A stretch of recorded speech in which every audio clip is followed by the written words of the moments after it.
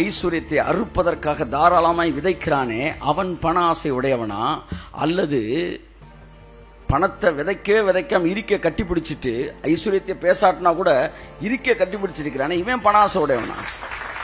சொல்லுங்க sir.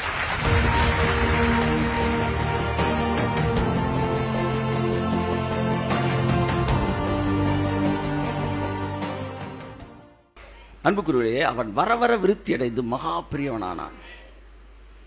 So இந்த ஈசாக்கு பெரிய பணக்காரன் ஆயிட்டானா.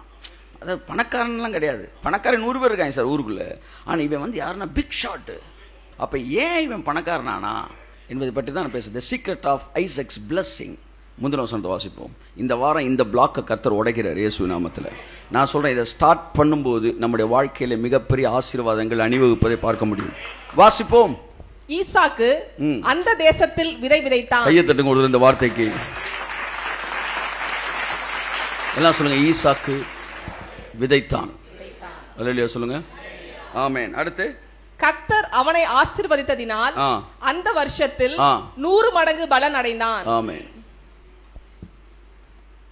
ஈசாக்கு விதைத்தான், தேவன் ஆசீர்வதித்தார், அவன் 100 மடங்கு பலன் அடைந்தான். ஈசாக்கு ஐஸ்வர்யவான் ஆனதற்கான ரகசியம் நம்பர் 1 ஒண்ணுதான் நீ பேச போறேன். ஈசாக்கு விதைத்தான். நிறைய பேருக்கு ஐஸ்வர்யத்தை கேட்பாங்க, பேசுவாங்க, அவங்களுக்குள்ள ஒரு பிளாக் இருக்கும், ஒரு தடை இருக்கும். என்னன்னா பணத்தை இறுக்க கட்டி பிடிச்சிருப்பாங்க.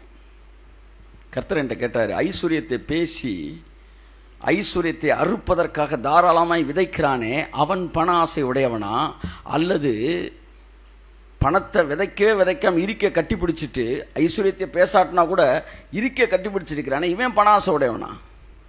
சொல்லுங்க சார். ஐஸ்வர்யத்தை பேசுகிறவர்கள் பண ஆசை உடையவர்கள் என்றால் நாங்கள் தாராளமாய் விதைப்பதை பற்றி நாங்கள் பேச மாட்டோம், நாங்கள் தாராளமாய் விதைக்க மாட்டோம். எவன் பண ஆசை உடையவன் தெரியுமா? இதை பேசாட்டினா கூட பணத்தை இருக்க செலோட்டை போட்டு ஒட்டி வச்சிருக்கான் பாரு. அந்த இங்க வச்சிருப்பாங்க ஐசியூல, பாண்டு படத்துல அந்த வில்லன் வச்சிருக்க மாதிரி, அந்த மாதிரி ஃபுல்லா இசிஜி பாக்குற ஒட்டி அந்த மாதிரி பணத்தை ஒட்டி வச்சிருக்காங்க. எங்க கீழே மிஸ் ஆயிடக்கூடாதுன்னு. இவன் பண ஆசை உடையவனா? என்னதான் பணத்தை பத்தி பேசினாலும் அள்ளி விதைச்சுக்கிட்டே இருக்கும். நம்ம பண ஆசை உடையவன். பண ஆசை உடையவன் விதைக்கவே மாட்டான். முத பிளாக் என்ன தெரியுமா? ஒரு மனுஷன் செய்தியை கேட்டு பணக்காரன்